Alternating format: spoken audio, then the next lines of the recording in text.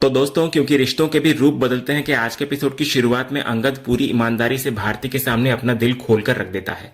वो स्वीकार करता है कि वो वृंदा से ही प्यार करता है और उसको सच बताने में बहुत देर हो गई, जिसके लिए वो बार बार माफी मांगता है। फिर अंगद भारती को हिम्मत देने की कोशिश करता है और वादा करता है कि भले ही वे पति पत्नी न बन पाए हों, लेकिन वो हमेशा उसका एक सच्चा और अच्छा दोस्त बनकर उसके साथ खड़ा रहेगा। तो भारती का दर्द तब और गहरा हो जाता है जब वो कहती है कि उसके बाबा अंगद को अपने सगे बेटे से भी ज्यादा प्यार करते थे। वो याद दिलाती है कि बाबा के आखिरी संस्कार में भी अंगद ही शामिल था, तो अब 13वीं की रस्म कौन निभाएगा। तो अंगद बेहद विनम्रता से भारती के सामने आखिरी बार हाथ जोड़ता है और विनती करता है कि बीकू दादा के बेटे होने के नाते उसे उनकी पूजा और रस्मों में बैठने का हक दिया जाए। तो इस पर भारती सिर्फ आंसुओं में डूबी अंगद को देखती रहती है। फिर फ्लैशबैक खत्म होते ही वृंदा अंगद के पास होती है और हालात भांप लेती है कि सारा सच भारती के सामने आ चुका है। फिर दृश्य अत्यंत भावुक होता हुआ नजर आता है जब भारती वृंदा के पैर पकड़ लेती है। वो रोते हुए अपनी गलती के लिए माफी मांगने लगती है। वो कहती है कि उससे अनजाने में गलती हो गई, उसे कुछ भी पता नहीं था। तो भारती की यह हालत देखकर वृंदा का दिल पिघल जाता है। वो उसको उठाती है जबकि भारती लगातार हाथ जोड़कर माफी मांग रही होती है। फिर वृंदा उसको संभालती है और पानी पिलाती है। इसके बाद वृंदा जो कहती है वो स्थिति को पूरी तरह से बदल देता है। वो कहती है, माफी तुम्हें नहीं बल्कि हमें तुमसे मांगनी चाहिए भारती। वो स्वीकार करती है कि गलती उनसे हुई है क्योंकि उन्होंने भारती की भावनाओं को जानते हुए भी उसके साथ बहुत गलत किया। वो बताती है कि वे फैक्ट्री के लिए अच्छा करने की कोशिश में ये भूल गए कि वे किसी की जिंदगी बर्बाद कर रहे हैं। फिर वृंदा अपनी नीयत साफ होने की बात कहती है और कहती है कि हो सके तो वो उन्हें माफ कर दे। वो अपनी पीड़ा भी साझा करती है कि एक पत्नी होकर वो कितना तड़पी है, लेकिन एक औरत होने के नाते उसे भारती के लिए भी बहुत दुख हो रहा था। वो बताती है कि उसने और अंगद दोनों ने सच बताने की बहुत कोशिश की, लेकिन शायद किस्मत को कुछ और ही मंजूर था।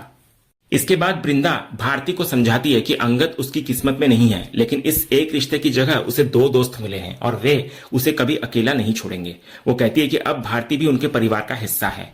ये सुनकर भारती पूछती है कि बाबा की 13वीं में कौन बैठेगा। तो वृंदा कहती है अंगद ही बैठेगा। इस पर भारती गुजारिश करती है कि वृंदा भी पूजा में बैठे क्योंकि पूरा परिवार साथ होना चाहिए। तो वृंदा कहती है कि वो अगर नहीं भी कहती तो वो आती जरूर, क्योंकि 13वीं के बाद एक बहुत जरूरी बात करनी है सबसे। इसके बाद भारती दोबारा अपराध बोध से ग्रस्त होकर वृंदा से बार बार माफी मांग रही होती है, लेकिन वृंदा उसको ऐसा करने से रोकती है। अगली सुबह बीकू दादा की 13वीं की विधि चल रही होती है। अंगद पूजा में बैठा होता है और उसके पीछे वृंदा, भारती और बाकी सभी वर्कर्स बैठे होते हैं। इधर पंडित जी के निर्देश अनुसार अंगद दिवंगत आत्मा की शांति के लिए तर्पण की विधि कर रहा होता है। तभी इस गंभीर माहौल में कजरी चुपके से नंदू से कानाफूसी करती है कि उसने कभी नहीं सोचा था कि वृंदा मैडम इतनी झूठी निकलेंगी। तो नंदू उसको डांट कर चुप करा देता है, लेकिन पास बैठी एक और महिला वर्कर पूछ बैठती है कि क्या हुआ। तो नंदू बात को टालने की कोशिश करता है, लेकिन कजरी उसको बता देती है कि वृंदा मैडम पेट से है। ये बात जंगल की आग की तरह धीरे धीरे सभी वर्कर्स में फैलने लगती है और सब लोग वृंदा की तरफ देखने लगते हैं। इधर विधि संपन्न होने के बाद भारती रो पड़ती है, तो अंगद उसको संभालता है और कहता है कि वे सब एक परिवार हैं और हमेशा उसके साथ रहेंगे। इधर वृंदा भी उसको सांत्वना देती हुई नजर आती है। अगले सीन में फैक्ट्री के अंदर महिला वर्कर्स आपस में वृंदा के बारे में बात कर रही होती हैं। वे कहती हैं कि कुंवारी होकर प्रेग्नेंट होना गलत है और ये उनकी बच्चियों पर बुरा असर डालेगा। वे फैसला करती हैं कि मैडम को इसका जवाब देना ही होगा। तभी वृंदा उनके सामने आ जाती है और कहती है जवाब मिलेगा और मैं दूंगी जवाब, आज, अभी और इसी वक्त। फिर वो उन महिलाओं से कहती है कि वे फैक्ट्री के सभी लोगों को बाहर बुलाएं क्योंकि आज वो इस सच और झूठ के खेल को हमेशा के लिए खत्म करना चाहती है। तो अगले दृश्य में सभी वर्कर्स बाहर इकट्ठा होते हैं। वृंदा उनसे कहती है कि वे जो भी पूछना चाहते हैं पूछ सकते हैं। जब सब चुप रहते हैं तो वृंदा खुद ही बात शुरू करती है। फिर वो कहती है कि आप सब ये जानना चाहते हैं ना कि क्या मैं सच में प्रेग्नेंट हूं। फिर वृंदा साहस के साथ स्वीकार करती है कि हाँ, मैं प्रेग्नेंट हूं। फिर वो उनके अगले संभावित सवाल का भी जवाब देती है कि अब आपका अगला सवाल यह होगा कि कुंवारी होकर ये प्रेग्नेंट कैसे हुई। इसलिए मैं आपके सवालों का जवाब दे देती हूँ कि मैं कुंवारी नहीं हूं बल्कि मेरी शादी हो चुकी है। यह सुनकर सभी वर्कर्स हैरान नजर आते हैं। तभी इसके बाद जब वृंदा अपनी शादी की बात स्वीकार करती है तो भीड़ में से एक औरत पूछती है, अगर आपकी शादी हो चुकी है तो आपका पति कहाँ है। तो वृंदा कहती है कि यह सवाल तो आना ही था और इसका जवाब मैं बताऊंगी नहीं बल्कि मैं खुद आप सबसे उनको मिलवाऊंगी, क्योंकि अब उनका आप सबके सामने आने का वक्त आ गया है। मेरे पति और इस फैक्ट्री के मालिक मिस्टर वीरानी। तभी दूसरी तरफ फैक्ट्री के बाहर अचानक एक महंगी गाड़ी आकर रुकती है। अंदर से निकलता है अंगद, लेकिन एक मजदूर के लिबास में नहीं बल्कि सूट बूट पहने एक आत्मविश्वासी बॉस के अंदाज में। उसको देखकर यहाँ मौजूद हर किसी के होश उड़ जाते हैं, खासकर विक्रांत के, जो स्तब्ध खड़ा रह जाता है।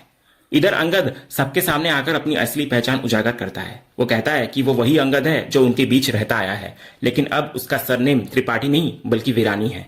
साथ ही वो वृंदा का सच भी सामने लाता है कि वो कोई बाहरी बेटी नहीं बल्कि उसकी पत्नी है और मिहिर वीरानी की बहू है। फिर अंगद सबके सामने हाथ जोड़कर अपने इस झूठ के लिए माफी मांगता है। वो समझाता है कि उसे और उसके परिवार को यह नाटक इसलिए करना पड़ा क्योंकि फैक्ट्री पिछले कई सालों से भारी नुकसान और साजिशों में जूझ रही थी। वो सवाल करता है कि जब वर्कर इतनी मेहनत करते हैं तो फिर फैक्ट्री घाटे में क्यों है। उसे उन समस्याओं की जड़ तक पहुंचना था, इसलिए उसने एक मजदूर बनकर काम किया ताकि वो वर्करों की जमीनी परेशानियों को करीब से देख सके, जबकि वृंदा ने मैनेजमेंट की अंदरूनी खामियों को समझने के लिए वहां अपनी जगह बनाई थी। इसके बाद अंगद का लहजा तब और भावुक नजर आता है जब वो भारती और बीकू दादा का जिक्र करता है। वो स्वीकार करता है कि इस मिशन के दौरान उसके और वृंदा के रिश्तों ने भी बहुत कुछ सहा है। सबसे ज्यादा तकलीफ उसे भारती को लेकर होता है। वो सार्वजनिक रूप से भारती से माफी मांगता है कि उसने अनजाने में उसका दिल तोड़ा। वो बीकू दादा की आत्मा से भी माफी मांगता है कि वो उनके जीते जी सच नहीं बता पाया। तभी मालती यानी कि वृंदा की मां भी सामने आती है और अपनी गलती स्वीकार करती है सबके सामने। वो हाथ जोड़कर बताती है कि उसने अपनी बेटी की शादी और घर को बचाने के लिए ये सब कुछ किया था, जिसके लिए वो सबकी माफी की हकदार है। इसके बाद अंगद सफाई देता है कि उसने कई बार सच बताने की कोशिश की, लेकिन भारती की नाजुक हालत और उसकी सेंसिटिविटी ने उसके हाथ बांध रखे थे। उसे डर था कि अगर उसने सच बताया तो भारती सदमे में कोई गलत कदम उठा सकती है। उसने जो भी कुछ किया बहुत सोच समझकर किया ताकि भारती की जान खतरे में न पड़े। वो कहता है कि वो सही वक्त का इंतजार कर रहा था जो अब आया है।